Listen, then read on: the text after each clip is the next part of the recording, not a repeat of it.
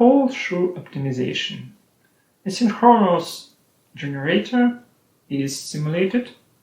The influence of the pole shoe shape on the magnetic flux harmonics in the A gap is studied. In this example, there is no current in the stator winding. The only field source is the field winding with DC current. So the field is motionless because we have a DC current. But if we start to rotate the rotor, then the flux linkage with the stator winding begins to change, and the varying flux linkage will produce the electromotive force. And you will be able to measure the voltage on the terminals. And the shape, the time profile of this voltage depends on the profile of the magnetic flux. It is desirable to have a sinusoidal voltage, so you might like to shape the pole shoe to reduce or even eliminate the high-order harmonics in the magnetic flux. So I am going to simulate two DC magnetic problems with different pole shoe shape and calculate the harmonics in the magnetic flux in the A gap. Okay, let's start QuickField now. In QuickField, I create a new problem. Generator. Next. Problem type is magnetostatics. Length units are millimeters. Model class is plane parallel, and the axial length of electric machine is 400 millimeters. Finish. On the left you can see the problem pane, and on the right is the geometry model editor window. You can draw the geometry model here, or you can import the geometry model from the AutoCAD DXF file. Here is the file, and I will import the model. The model is imported. Here you can recognize rotor and the stator. Let's assign labels. Through labels you can explain the geometric object's meaning and provide the material properties. In this problem, I'm going to calculate the magnetic flux distribution in the A gap produced by the rotor. There is no electric current in the stator winding, so there is no need to assign individual label to each slot. Instead, I will select everything and assign label air. Now let's assign label to the individual blocks. Switch to Select Objects mode. Click to select. This is stator. This is shaft. This is rotor. And these are rotor poles. I will give them the same label, rotor.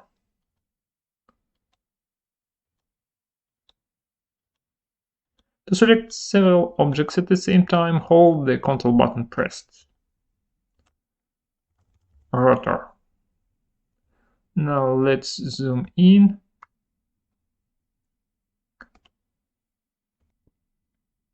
This is the rotor pole shoe. Okay, it is made of the same material as the rotor. So again, I'll select them all and assign the label rotor.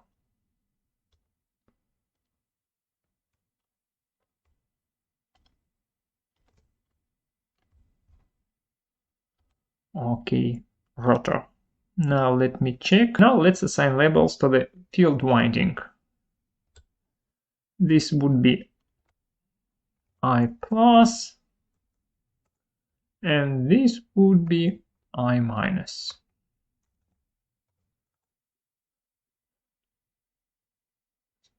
And for the next pole, this would be I minus, and this would be I plus.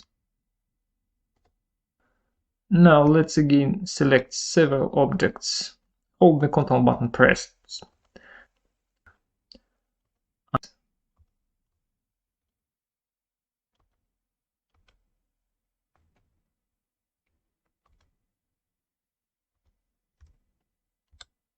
A plus.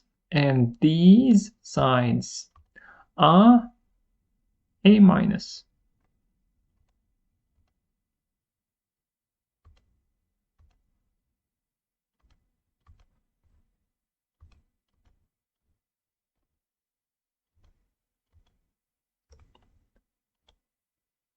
A minus. Now let me check. A plus, A minus, A rotor, stator. And as I'm going to calculate the flux density distribution in the middle of the air gap, I will add the middle line in the air gap. Let me see. The radius is 141, so I'm going to add the circle with a diameter of 283, and the central position is 0, 0. Okay. Now you see the circle was added, and I will give it the label A gap. Also, I will add the label to the external boundary. Again, hold the Ctrl button, press to select several edges, external. And now we can provide physical properties for these labels. Double-click the label name in the tree. The magnetic permeability of the air is 1. The magnetic permeability of the shaft is 1. The rotor is made of steel, and the magnetic permeability is a nonlinear function, so I should provide the BH curve data here. I already have the data prepared here in the file, so I simply select this and paste it here. This is the BH curve. And the same BH curve is used for the stator.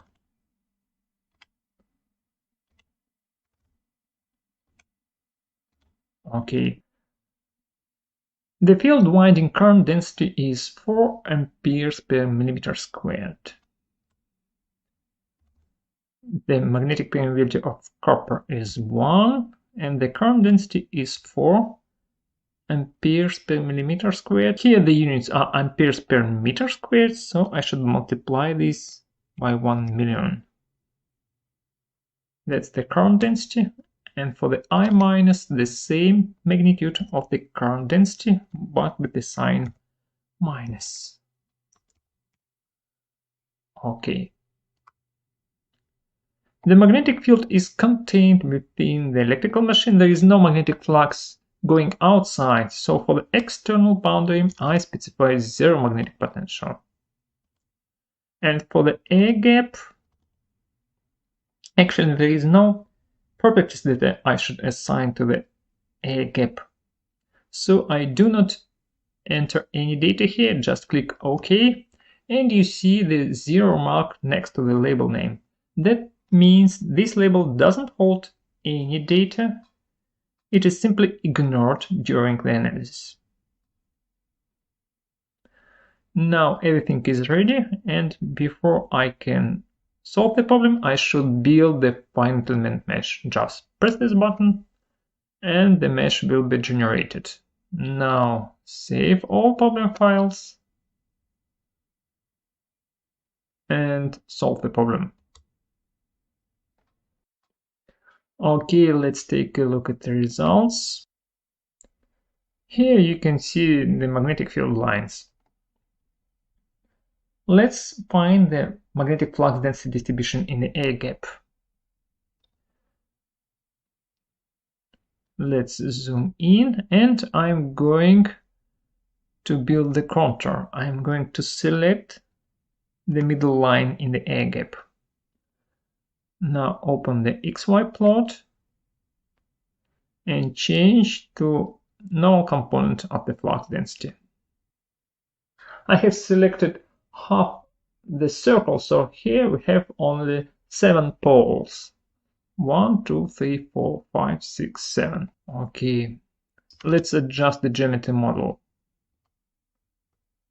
I will zoom in. If I select this edge, the half circle is selected. I do not need that much. I would like to copy this vertex. Duplicate this vertex. Duplicate selection, rotation by... Okay, I have 14 poles, so I need to rotate it by 51.42 degrees. Copy this, paste it here. Okay, this is the second vertex. Now this arc represents the full period. Okay, let's build the finite mesh again. Save all problem files. Solve the problem. Okay, let's take a look at the results. Again, I'm going to build the contour in the air gap. Click and you see the arc is selected. And this arc contains two poles, south pole and north pole. Okay, let's again take a look at the flux density distribution. Normal component. Now it is only one period. And then I go to the harmonics browser.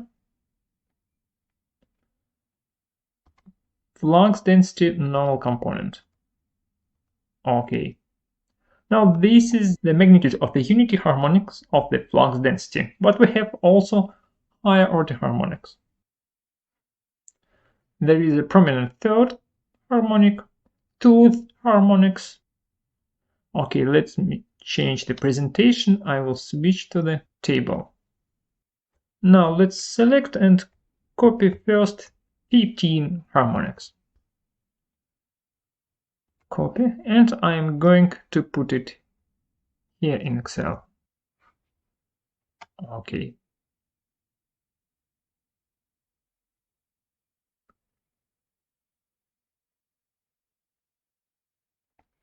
In this design, we have the uniform air gap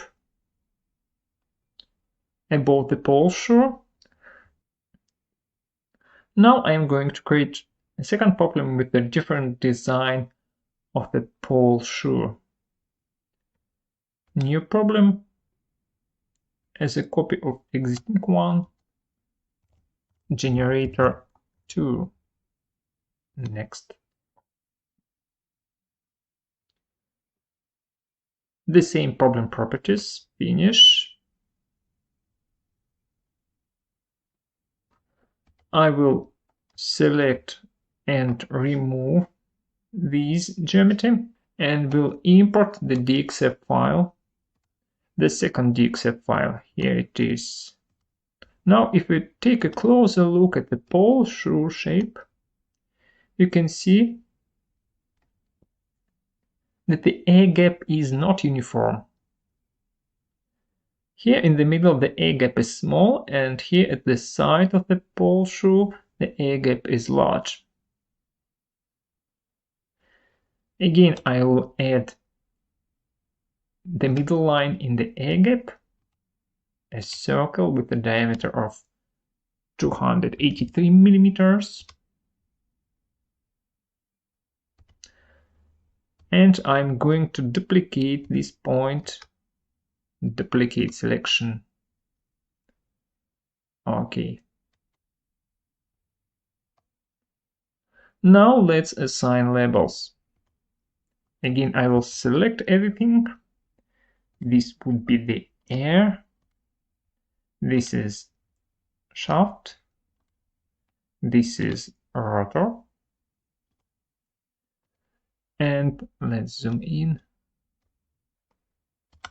Switch to select mode. These parts are also rotor. Hold the Ctrl button pressed to select multiple objects.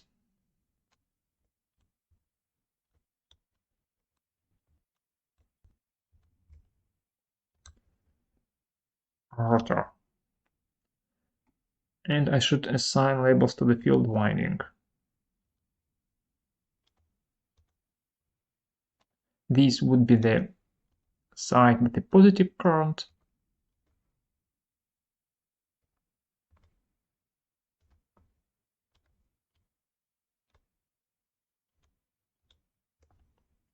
I plus. And these would be the sides with the negative current, I minus.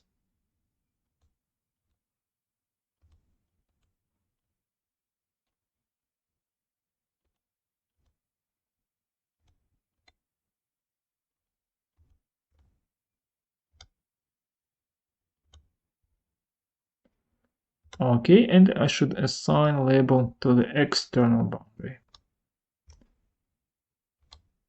External. This is the stator.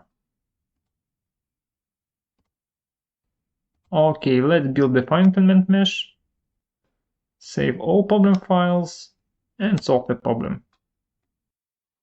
The problem is solved. Let's take a look at the results. You can see the field lines. Again, now let's build the contour in the middle of the air gap.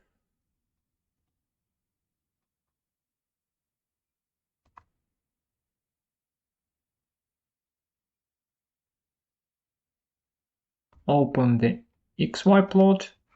Switch to the normal component of the flux density. Now let's see the shape of the magnetic flux density distribution changed.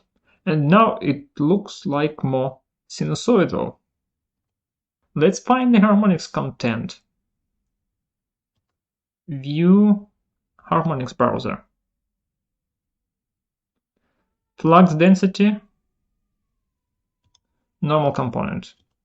Okay, this is the unity harmonic, and the third harmonic is much lower. Let's check the numbers. Table, again I copy 15 harmonics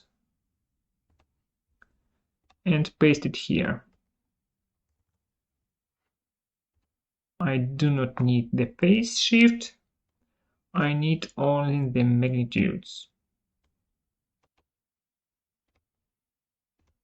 Now let's compare. The unity harmonic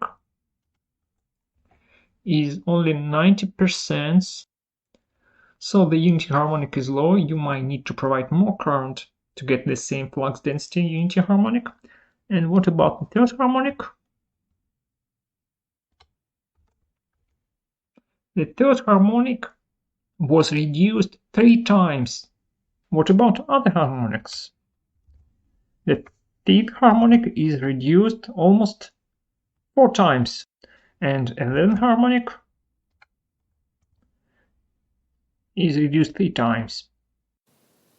If you search for the pole Schur optimization on our website, you will find the example page. Here you can read about problem setup, browse the solution section, take a look at the result pictures, and download the simulation files. Simulation files may be opened and the results may be viewed using any QuickField edition, including QuickField Student Edition, that you can download from our website for free.